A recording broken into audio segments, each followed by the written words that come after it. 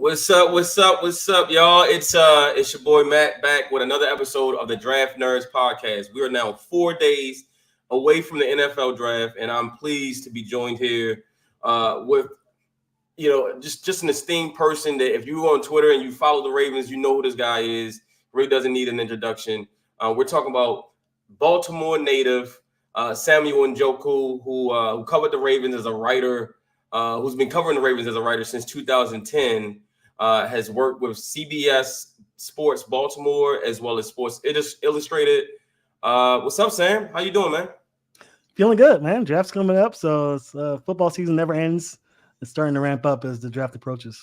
Never ends, bro. Like you hit it right there. Like for folks like us in this profession, it's a nonstop grind, right? There is no, well, the draft is over and then we can all rest now. No, you got to get ready for the next year's draft. So you got to start studying those prospects as well as understanding the team that you're covering, their needs and things that they're doing and what they're doing in the offseason. So let me start off real quick and ask you, what do you think? How do you think the Ravens offseason has gone so far, in your opinion? Well, I think it's gone as good as you can expect. I mean, they've been very limited with the cap space. So their first and foremost obligation was to go ahead and try and lock in Justin Madubuike.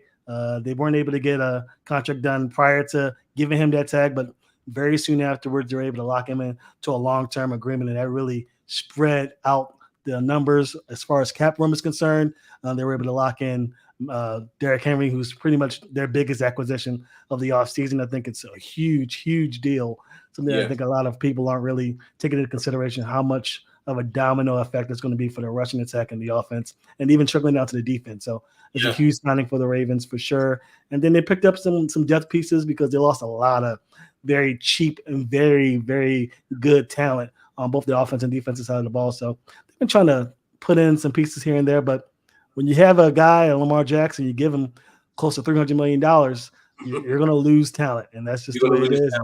And guys like the Chiefs have figured out a way to combat that and still have success even with that signing. But a lot of teams tend to struggle after something like that, but the Ravens don't seem to be heading toward that direction.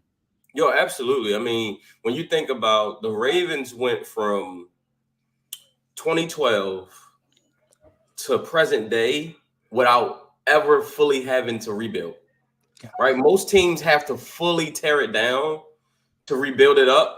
They managed to stay competitive the entire time without fully having to tear it completely down, and that's impressive. And if you're a Ravens fan, you should feel lucky to follow and support a team that always strives to put together a productive product for you, right? A competitive product, something that you can enjoy watching. Yeah, there was some 8 and 8 years mixed in there. There was some 9 and 7 years mixed in there. That was, towards the end of the Joe Flacco era, but they still was always in the hunt for the playoffs. And obviously we know what happened with the fortunes of the team when they drafted Lamar Jackson. You mentioned some of the pieces they was able to retain. How big is it, in your opinion, that Michael Pierce was retained? Not Michael Pierce, I'm sorry. Justin Madubuike was retained in the offseason. Oh, man, it's huge. Aaron Donald just retired, and pretty much the whole NFL is like, ooh, sigh of relief. That's such a dominant interior lineman who can get after the quarterback was able to retire. But just behind him, guys like Justin Madubuike have reared their head, and it takes a while. Madubuike's didn't have the stellar career right off the back. So they coached him up, built him up, and slowly and surely he built himself as one of the more dominant interior linemen. So having someone like that in there who commands double teams, commands game planning by their offensive coordinator it's huge. It can't be understated. So getting him locked in for years to come in his prime is much success to the Ravens. Good job by Eric DeCosta in their front office for getting that done. Yeah, absolutely. I thought that was just like, when you look at, I think sometimes fans look at it as, well, we didn't have a great offseason because we didn't sign a lot of outside players. But sometimes the best moves are the moves that you make when you re-sign your own guys, right? Because the object of the draft, which is in 4 days, is to draft guys, develop guys, and hopefully those guys become good enough that you want to pay them and that you would need to pay them. And if that happens, then you should pay them because that's homegrown talent that you developed, as opposed to having to go overspend for other teams' talent. So yeah, man, I love what they've done so far, and I'm really looking forward to seeing what they do coming up here this Thursday. So again, let's piggy off of that and go to this question here. What do you think the Ravens need to do to overcome the Chiefs in the AFC? I mean, unless the Chiefs get a dominant wide receiver and really fix some things that were ailing their offense, which is really pass catchers, not having someone that is reliable enough outside of Kelsey for Patrick Mahomes to get the ball to. They don't have to do much. I mean, the Ravens were the better team. They just, they got nervous. I guess the inappropriate word, but the word I'm going to use is they choked in the AFC Championship game. They were the better team when they wound up losing. So they bring their core back. You have Lamar Jackson. You bring in Derrick Henry. You have a dominant defense of Kyle Hamilton, Marlon Humphrey, Benabike, Roquan Smith. These guys are all coming back. So what you're trying to do is really complement this team, really slow the bleeding from losing those talented backups that you did in Geno Stone and Patrick Queen, who's not really a backup, but second to Roquan Smith, and go from there. So if they build upon what they did in the offseason, last season, fortify their holes and go back at it again, they have a good chance as any. It's really about staying healthy, because last year they were very healthy heading into the playoffs, something they haven't experienced at all through the Lamar Jackson era for all intents and purposes. So stay healthy, do what you did last year, build upon your performance, and you'll be back at it. No, absolutely. All right, so we are joined here today by Samuel Njoku, host of the Ravens Talk podcast, and we're talking Ravens, what they need to do to overcome the king of the AFC right now, which is the king of the NFL right now, which is the Kansas City Chiefs, who just did back-to-back. They just went on back-to-back Super Bowl runs, looking for the first ever three-peat. As you can see here on the screen, if you don't already follow Sam, man, make sure you follow him. He's a great follow. Some of your content is hilarious, especially during the season, about the Ravens wide receiver position. Speaking of the wide receiver position, what do you think? I'm sure you saw the UK Ravens had Eric DaCosta on the podcast recently, and shout out to UK Ravens. And he was asked a question about who do you think is a potential breakout player this year for the team, and he mentioned Rashad Bateman. Now, what do you think he really meant when he brought Bateman's name up, unsolicited? And do you think Bateman is primed for a breakout season with the Ravens? It 100% depends on the draft. I will say, if not now, then when for Rashad Bateman, I give him some credence. I give him some slack, because last season Odell Beckham did a lot of the things that Rashad Bateman does well, and they really took away some snaps from him. If you really looked at the film, you saw that if Rashad Bateman was getting touches, Odell Beckham wasn't on the field, and vice versa. So they really had to try and find ways to get both of those guys involved, and let less stats on Rashad Bateman's side. And I know some fans give Bateman grief because sometimes he's not all the way there. You see he takes his plays off sometimes. Maybe he drops a pass, as he did a couple of times during the Pittsburgh Steelers game last year, is what I recall. So if not now for Bateman, then when? I will say this. This is the time of year where general managers love to say things to throw you off. Mm-hmm. No one saw the Marquise Brown trade coming when they traded him over to the Cardinals, and they used that first-round pick to get Linderbaum. Mm-hmm. This could be one of those situations if the Ravens say, okay, we're leaning towards not giving this guy a fifth-year option, because the question was posed to the front office earlier this season that they were non-committal to both Oweh and Bateman. If there's a way for the Ravens to move Bateman, talk him up. This is where you do it outside the locker room and the media. This is when you talk him up, get his price tag up, and maybe possibly trade him for a guy like Cortland Sutton or some other receiver out there who could give you a more dominant it factor for defensive coordinators, opposing defensive coordinators to look at. So I see it in two sides. One, maybe this is a type of hype up, get his price tag up, trade him, or maybe they really believe that Bateman and Zay Flowers are heading to 2024 as the top two receivers, and they have confidence in what they saw from the previous seasons that he can get the job done. Okay. All right. So I want to ask you this. Big deal or no big deal? Bateman not showing up to off-season workouts with the rest of the veterans who showed up recently. Obviously, it's not mandatory, but his absence was definitely noticeable, especially by the fans. What do you think? Are you on the side of it's a big deal or it's not a big deal? I say no big deal unless it is. I say it like that. It's no big deal because it is voluntary, and Lamar Jackson has had seasons where he didn't show up to voluntary minicamp. So I would say not so much of a big deal, but it's one of those things where okay, you're going to be the number one and number two wide receiver in this offense, and you're not showing up to voluntary camps. Does that mean that you're unhappy with what's going on, or you're really just going out there? And some guys, I know I have friends who are athletes who have their own guys that they go to prepare for the season. So it could be a situation like that, but you see something like that and you see the situation you're in when you're really fighting to get that fifth-year option and prove to the front office that you deserve that. And you have fans, even though they don't really have much to do with the ongoings of the front office, but fans talk. And if the fans feel this way, then be surprised. The front office, they're fans too. They see what the fans see. There's really, and it's always funny, I always talk about this. Just because you're in the building doesn't mean that there's a whole different type of world out there. No. The front office, the staff, the spouses of the players, they're all fans.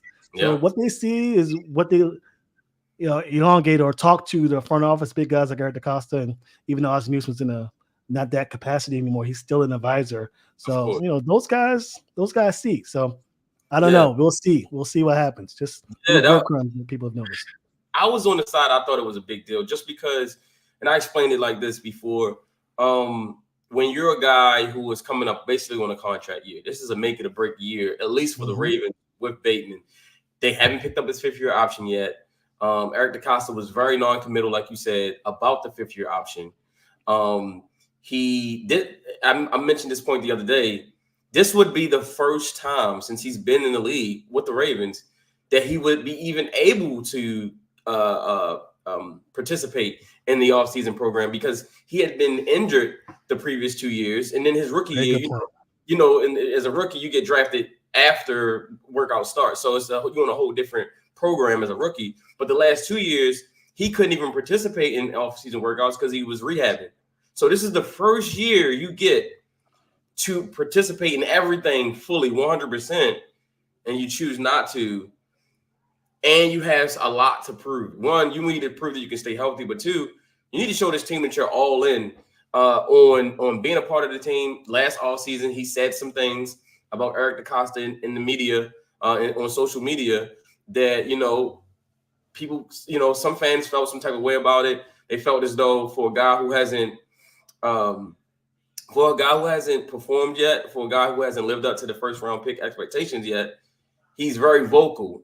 And a lot of times is, we how it is covering the NFL and covering sports in general.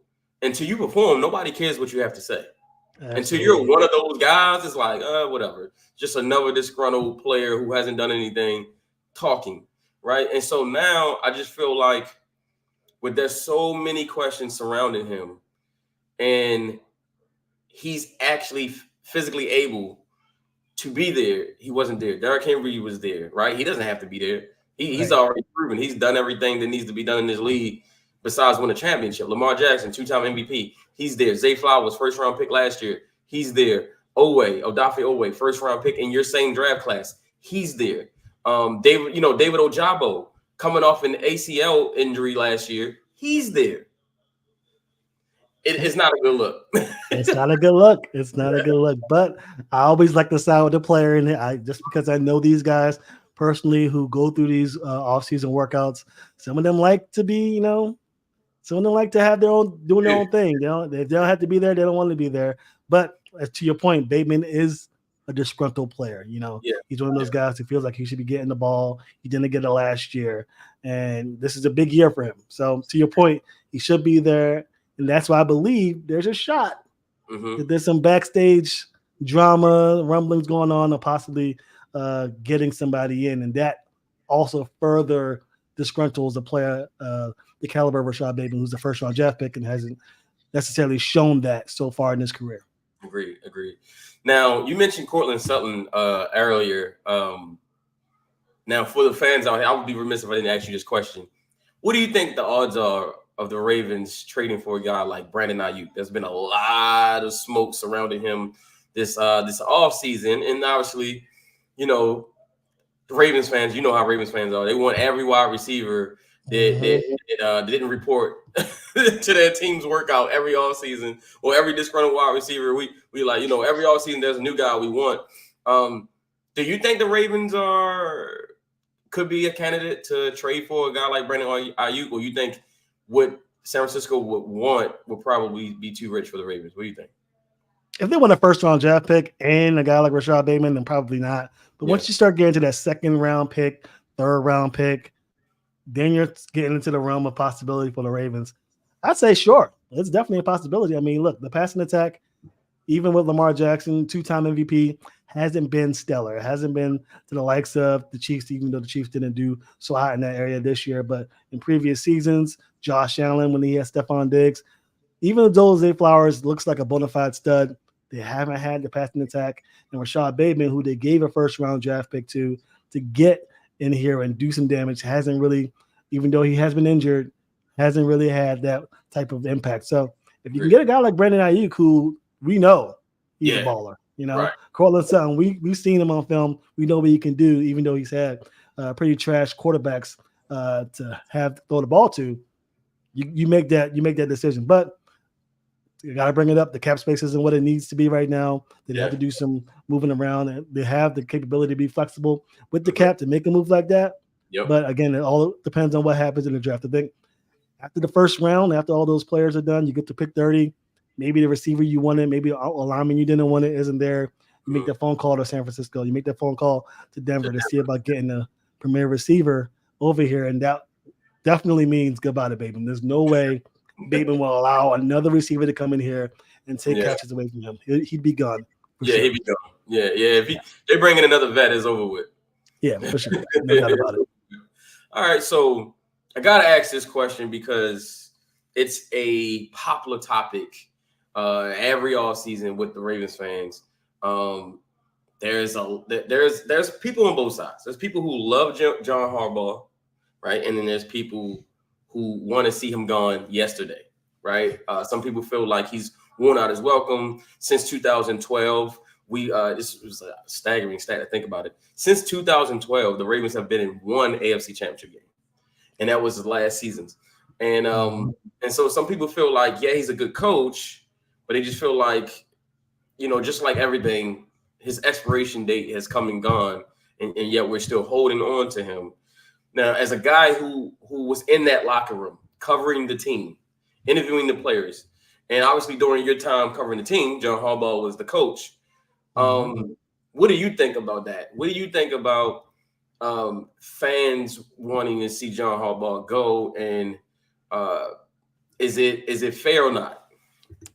It's fair considering what happened in the AFC Championship game. I mean, they totally went against what they're good at. It's happened here and there throughout John Harbaugh's tenure, getting away from what you're good at, which has been running the ball. So it's definitely fair in that aspect.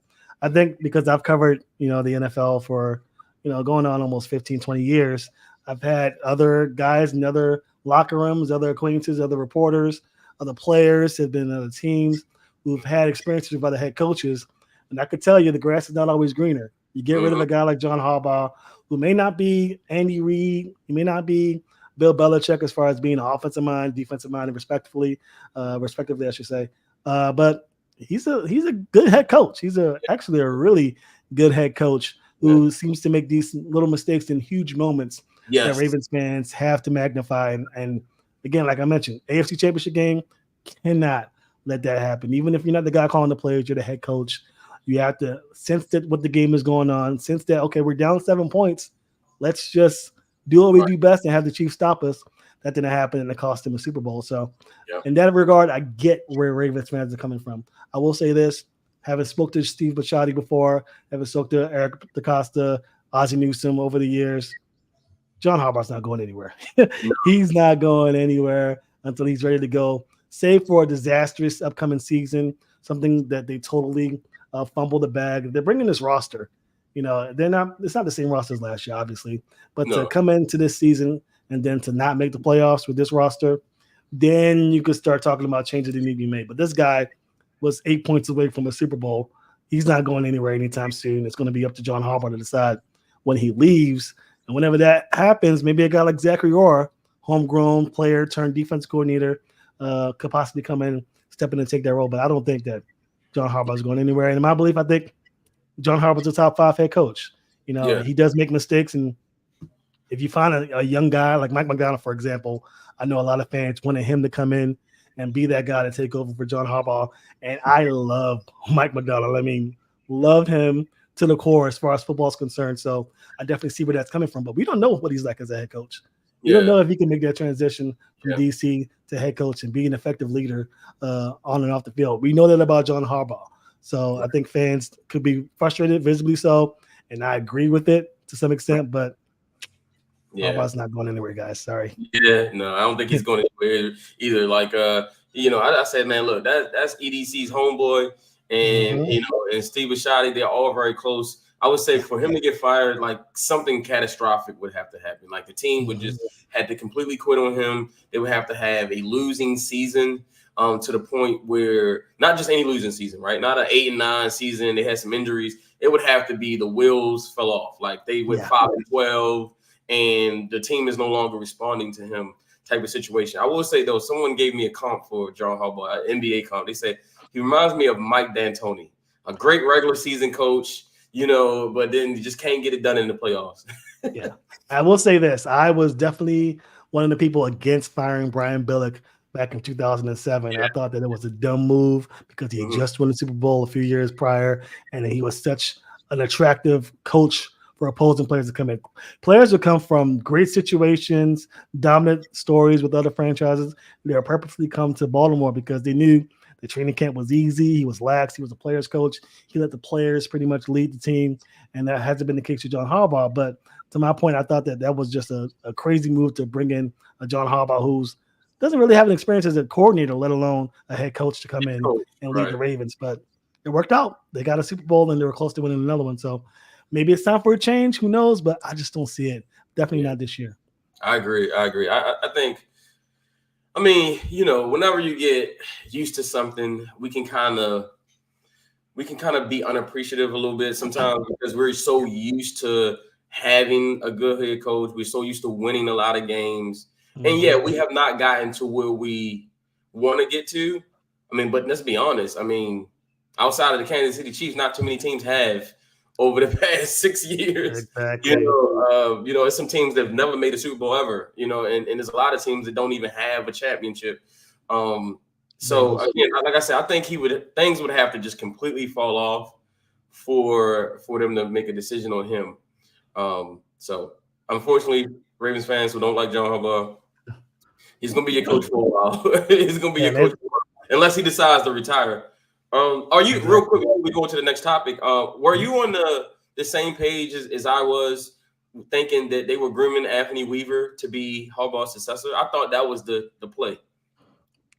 Yeah, it was the play. I'm not going to say it was talked about, but people who follow the team, people I talked to on the inside said Anthony Weaver and Zachary Orr were the two guys that were being groomed for it. And when Anthony Weaver didn't get that defensive coordinator nod, that was when they decided to move on. Well, he decided to go elsewhere. But yeah, it was Anthony Weaver. I'm telling you, Anthony Weaver was very highly talented with that team, and Zachary Orr as well. So that's why I believe Zachary Orr could be the guy moving forward if Harbaugh decides to leave. So did you think that? So was Anthony Weaver? Did he leave after? So do you think Zach Orr was offered the job before Anthony Weaver left? I think the writing was on the wall. I can't. This is speculation at this point. I'm not 100% sure, but I think the writing was on the wall that Mike McDonald was definitely leaving. I think people figured that out pretty early on, even before the playoffs started, that McDonald was likely going to be heading elsewhere. And once that conversation started, we started to hear rumblings that Zachary Orr would be likely next in line, and that Anthony Weaver was probably going to have to start looking elsewhere. That's speculation. I don't know 100% on that because I haven't heard definitively. But when I was looking around to find out who the next DC was, that little tidbit did come across me that Anthony Weaver was highly touted with the Ravens as well. Nice. Okay. Yeah. All right, cool. Well, next topic. So you tweeted something the other day, I think it was yesterday, that really caught a lot of Ravens fans' attention in the Ravens flock. And I'm going to put the tweet up here. Said, I think the Ravens are going defense in round 1 and not the corner I've been hearing recently. Sir, the floor is yours. Would you care to elaborate about this tweet? And tell us, man. What do you think the Ravens are going to do? So you obviously think they're going to go defense. Who do you think is going to be? And elaborate a little bit more of the guy that you've been hearing recently. Well, I think we can all say that the Ravens' top 3 needs or 4 needs, I would say, is offensive line, corner, receiver, and edge rusher. I think those are the top 4. Now, the way the draft is setting up, and again, I haven't, draft is a draft. Who knows what's going to happen? People trade up and trade down all the time. But the way it's looking, it looks like it's going to be a straight shot for a quarterback, obviously, for the first 4 or 5 rounds. Yep. A lot of offensive linemen, a lot of wide receivers leaving the board early. And by the time it gets to 22, 23, excuse me, a lot of good offensive linemen, a lot of wide receivers that the Ravens are touting are likely going to be off the board, which leaves the question, do you trade out of the first round? Do you trade up to finally grab somebody? Do you stay put at 30? And if you do, are you reaching for a guy who's likely more of a second fringe, third round talent to fill a need? Or are you going for best player available? Now, if you're going best player available, there's going to be loads of very good corners that are going to be available. I don't think Kool-Aid McKinstry is going to be available at 30. I think he's going to be gone before that. That's where my tweet was coming from. Okay. I really, really like Mike Sainristil from Michigan. I think that he's going to be a stud. When I see him, I think Kyle Hamilton immediately. Now, my only gripe with that, he's 5'10". Yeah. He's more of a slot corner. The Ravens have fill slot corners. Yep. He'll probably fill a role very similar to what Kyle Hamilton's doing. He could be a hybrid between corner and safety and excel. That would be greedy of the Ravens to get a guy like that. But there are other corners out there. There are other positions out there. When you have offensive lineman and receiver at such a rush, and I really think once the first 2 or 3 wide receivers go, these teams are going to start trading up to get these guys because there's so many good ones.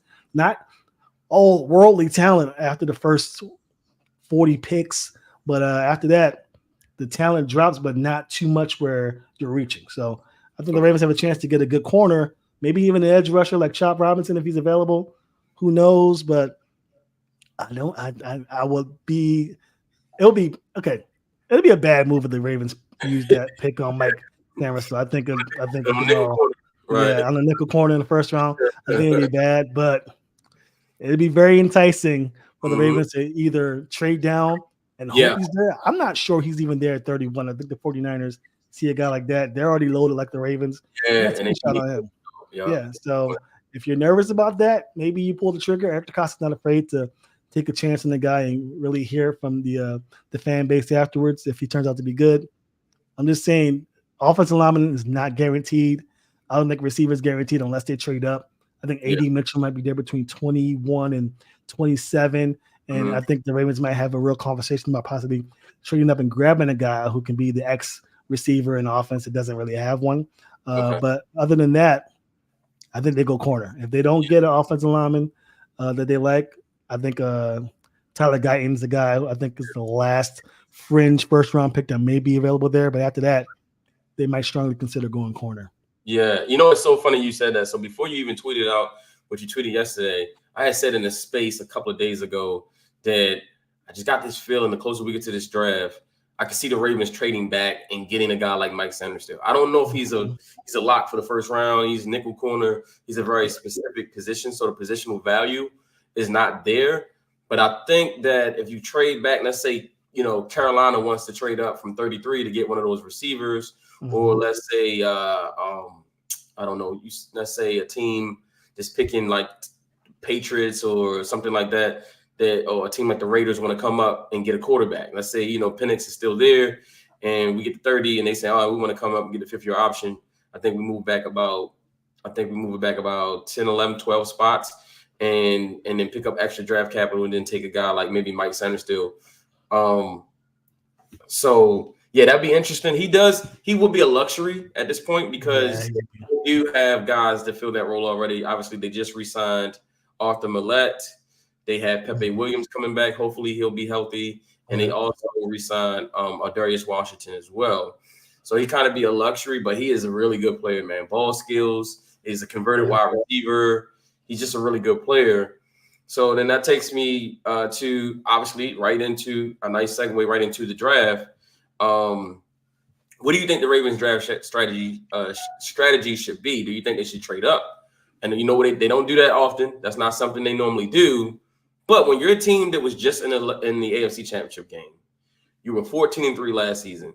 To me, I think you need to come out of this draft with quality more than quantity, right? I feel like a couple years ago, remember, I think it was 2022 where the Hamilton draft, where we had all those fourth-round picks, and people were saying before the draft, there's no way the Ravens are going to make I think it was like 6 fourth-round draft picks, and they made all the picks. Yeah. So I think that was more of a quantity draft. They wanted to get as much talent on the roster. Now it feels like we need to go quality. We need guys that can help us win now, but also be still young enough to be a part of the future. What do you think about that? Do you think it's a trade-up scenario? Do you think they should trade back? And if you were Eric DeCosta, what position would you be looking to get? Very good question. I mean, very good question. I think that the Ravens are definitely in a quality type of draft. Now, again, all of their core guys are still here. They're locked in for a few years. You got Lamar Jackson. We talk about it all the time, at least I do. The four horsemen of the four stables of the franchise. Great quarterback, great head coach, great GM, great owner. I mean, you can get a quality guy. So my thinking is I'd be surprised if the Ravens trade back. I think there's more of a possibility of them trading up than trading down. I think that Eric DeCosta is very aggressive. If you ask me this about Ozzie Newsome, I say, oh yeah, Ravens are trading back. I wouldn't even watch the draft because that's how confident I would be that the Ravens. There have been years where the Ravens are traded out in the first round. I didn't watch it because it was a foregone conclusion. I mean, Ozzie Newsome, great GM, but he's very predictable in what he does in the draft. Ever since he traded out that first round pick for Kyle Bowler, I know Ozzie Newsome. If he wants to trade back, he'll trade back, no questions asked.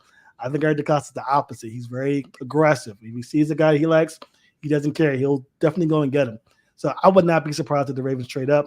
I think if they do trade up, it'll be either a receiver or offensive lineman. I think if you trade up in this draft in the first round, it's for a receiver or O-lineman that has fallen through to maybe the 18, 19 realm. I don't think they trade too much to go up to like 4 or 5 for no reason. I don't think they're that type of guy. But when you see a guy fall into the teens, late teens, I think you'll start to see the Ravens fill some phone calls and move up because there's a line. I think it's like 25 or 26 top players where they're really bona fide game changers in this draft. And then after that, it starts to trickle and you have the decisions to make. So I think the Ravens trade up. I think if they have an opportunity and the draft falls the way I think it might, there's some guys. A.D. Mitchell is a guy that I really like. Tyler Guyton talked about. He could possibly be available if he goes down to the team. The Ravens don't want to take that chance. Get a guy like him. So I think trading up. I don't think trading down is in their realm right now. I don't think. No. If you notice what Eric DeCosta said in the Liars Luncheon, he said, and I think he was telling the truth about this, he said they want a certain amount of picks within a certain range. Yeah. To me, that's because I did a top 100, and to me, I only have 25 players in this first round in my top 30. Right, on my top 32. So if I, go first round, I only have about 25 first round graded players. And so to me, you need to get one of those guys. You need to find a way to trade up with a team that really needs more capital because there's some teams in front of the Ravens that don't have a lot of picks. The Ravens have 9 picks in this draft, and they're probably scheduled next year to have about 11 or 12 with all the comp picks coming in. I think you need to find a way to get up to get one of those, what they call in the Ravens war room, those red star players, right? We always, they always talk about, hey, we want to get a red star player. To me, just to throw out a few names, a guy like Graham Barton kind of fits that, the guard tackle from Duke. He reminds me so much of Marshall Yonder. He's extremely versatile and flexible on the line. He can play all 5 positions. And if you've been watching the Ravens for a long time, you remember, Marshall Yonder playing right tackle. He played left tackle. He played guard, right? He played, he was all over the line wherever they needed him. But he was truly a Hall of Fame guard. I think a guy like Graham Barton from Duke would be a great pick. I think you could probably get him around 25, maybe trade from 30 to 25, probably give up a third-round pick or something like that. You got 2 fourth-round picks that you can still play with, plus next year's draft capital if you really have someone you want to get.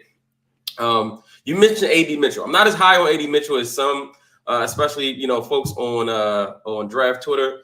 There's some things in his game that I don't think translates to the NFL as far as what the Ravens would need. He did play in the Todd Monken system at Georgia. Didn't really go too well. Ended up transferring to Texas. He wasn't really a number 1 receiver on any team that he played for in college. And so I have a hard time believing that you didn't do something in college, but then you're gonna get to the NFL and you're gonna do it, right? He doesn't. He has a very small drop rate. He doesn't drop passes, but he does have a tendency to allow the ball to get into his body, right? So he's more of a body catcher. And the AFC North is cold, right? It gets cold in the winter, and you got tough defenses. You're going against the Steelers. You're going against the Browns, the Bengals. They tough defenses. You can't be letting that ball get in your body. You gotta have strong hands, and I think that's what made a guy like Anquan Bolden so popular with Ravens fans, is because he was the perfect AFC North wide receiver.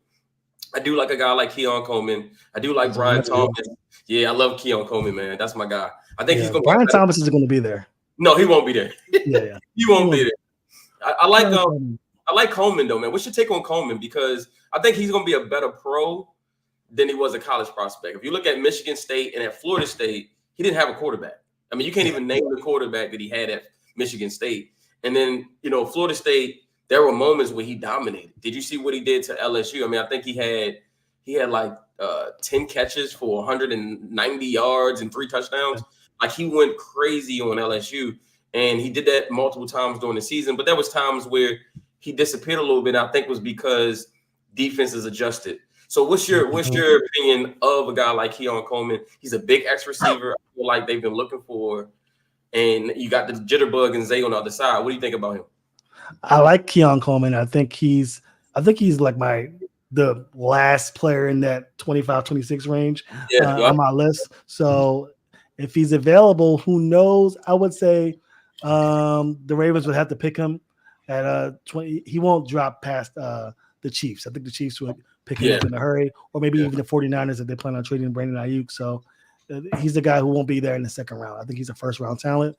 So it'll be up to the Ravens to decide whether or not he's worth trading up for to guarantee that, or if they think he'll fall to 30. But yeah, I love Keon Coleman. I think I have him ranked right below A.D. Mitchell. But to your point, you made a good point about him being a body catcher. I do not like body catchers. I cannot stand body catchers. So I said the same thing about Quentin Johnston last year. I was like, no, he's a body catcher, and you saw it translation and played out. What about a guy like Xavier Worthy? Now, he's a smaller guy in the mode of a Hollywood Brown, but I remember, if you remember watching the combine, after he ran that 40-yard dash, EDC looks at the camera like, he's like, that kind of excited EDC. EDC been trying to build a track team since he became the GM. What do you think about Worthy?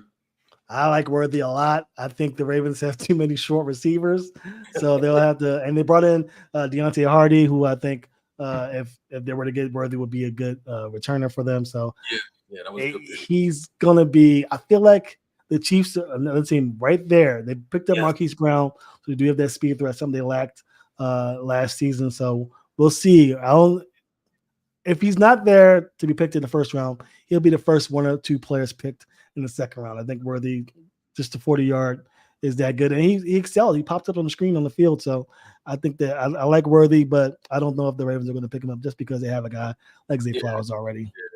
They do have a lot of small receivers. I almost selfishly, I know this is not the best way to go about building the team, but I would almost pick them just so the Chiefs couldn't. Yeah. Because you got to think about it. You're going to have to see him at some point in order to get to where you want to go. And, if you feel like he'll be that much of a hindrance, you might want to go ahead and take him off their hands. I mean, they do do that a lot. They do. They did it to us. They did it to us in 2022 when they took Calvin Austin. Speaking of that draft, did you like the Ojabo pick, or were you like some of the fans who wanted him to go George Pickens? I was, during that time I was gung ho on receiver.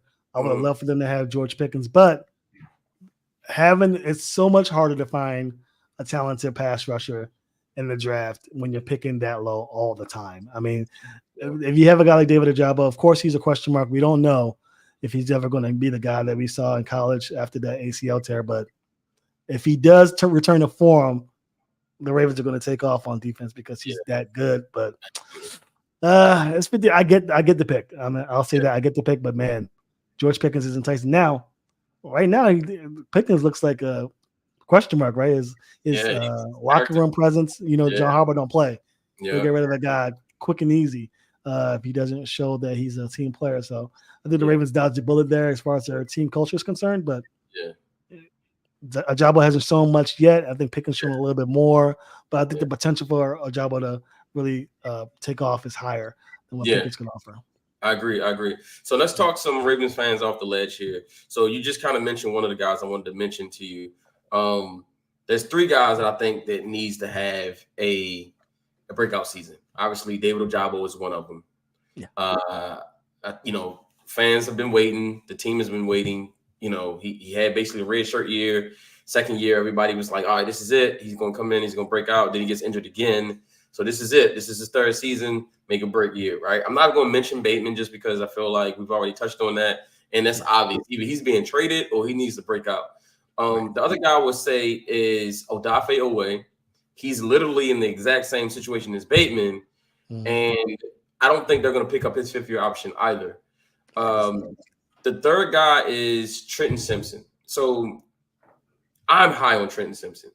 I think he's going to be a dog. I think he's going to be better than what Queen was because he provides some elements that Queen didn't. Meaning he's better in coverage. He literally plays nickel corner in college at 1 year at Clemson, and so now he's better in coverage. He'll be able to cover tight ends better, and he's actually faster. If that's hard to believe, because Patrick Queen was really fast as a linebacker, but he's actually faster. He's better in coverage.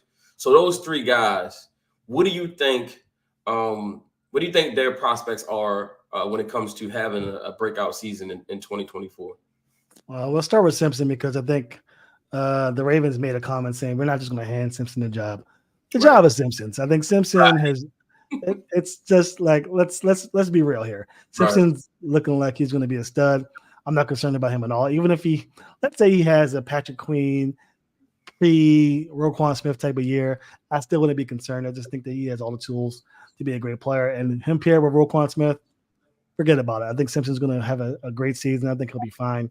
Odafe Oweh, he's a guy who's reminding me, like you said, of Bateman. He's kind of in that fringe area of Justin Madubuike. He could explode this year. He's one of the guys who has the tools. He's going to have the opportunities because it doesn't look, other than Kyle Van Noy, to have anybody else to really lean on in that defense. So I think Odafe Oweh will need to have a big year to really supplement what they lost with Jadeveon Clowney. And who was the last one? Ojabo. Ojabo. Listen, at this point, if we can get 4 or 5 sacks from you, hallelujah. I mean, at this point. So we'll see what happens to Ojabo. I think the enticing thing is to have Ojabo and Oweh paired together because they did that when they were in college. So that would be fun to see.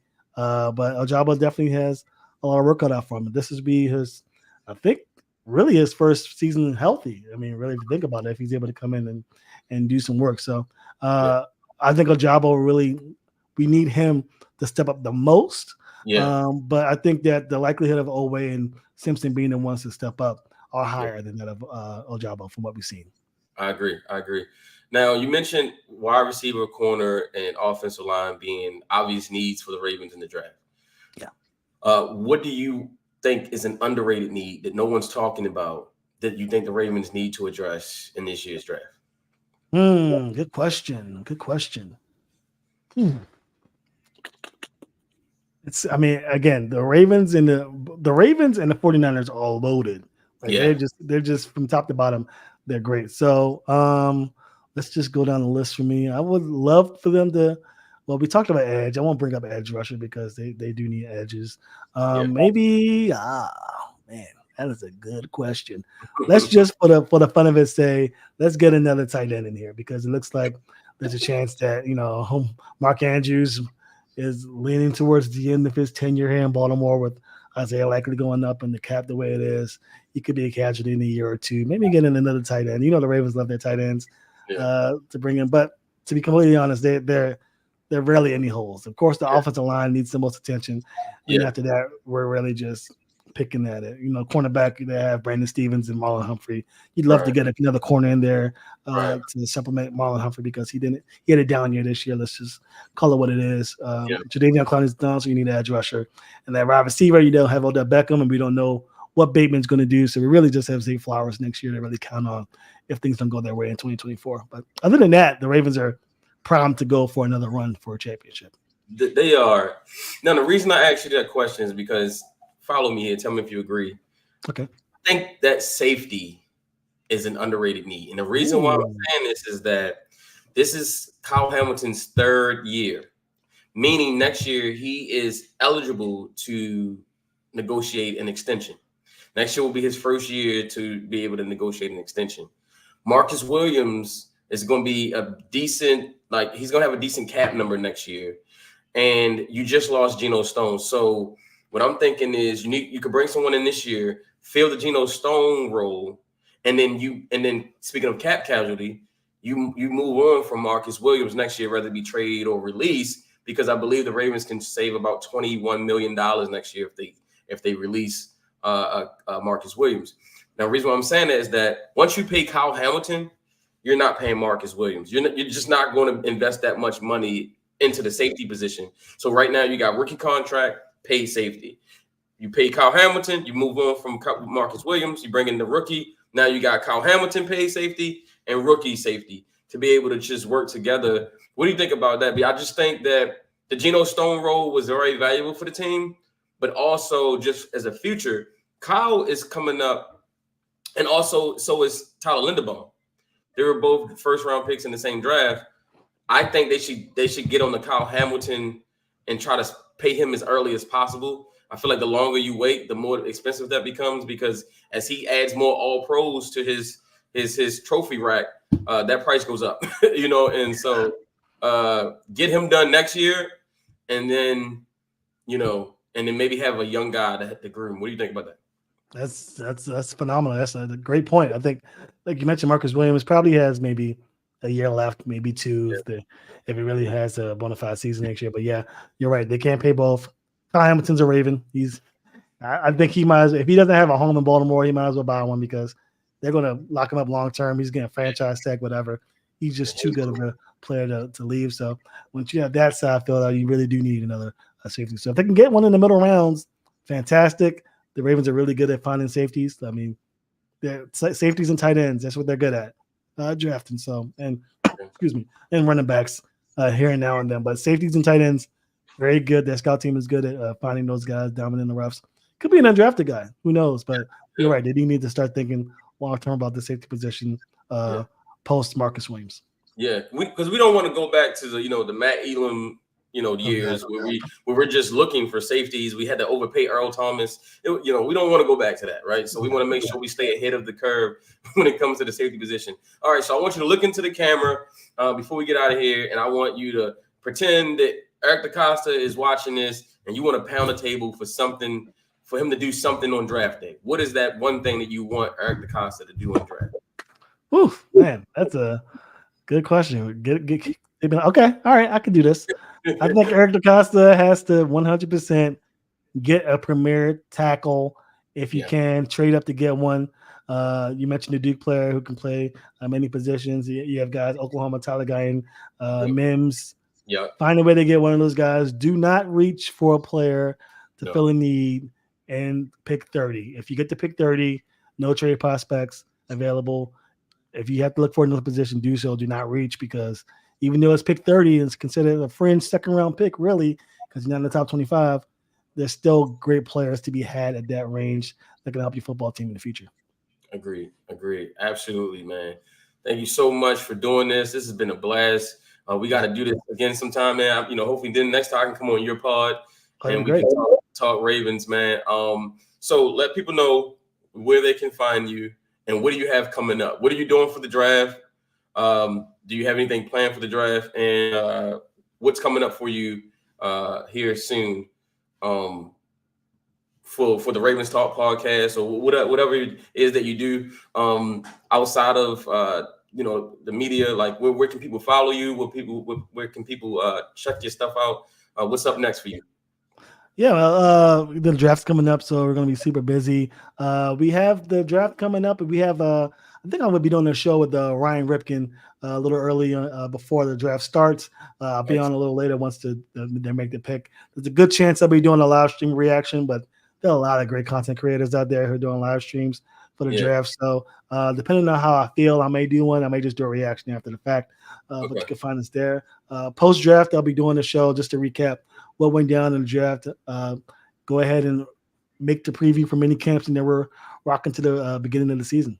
You can find me at IG on Ravenstock Podcast, TikTok Ravenstock Pod, YouTube Ravenstock Pod, and of course on Twitter X at Ravenstock Podcast. Yeah, awesome, man, awesome. And we will have a live stream here with DraftNerds. We'll be streaming the entire first round of the draft. I normally do all 3 days, but we definitely doing round one. So if you got some time, man, come on through and hang out with us on draft day.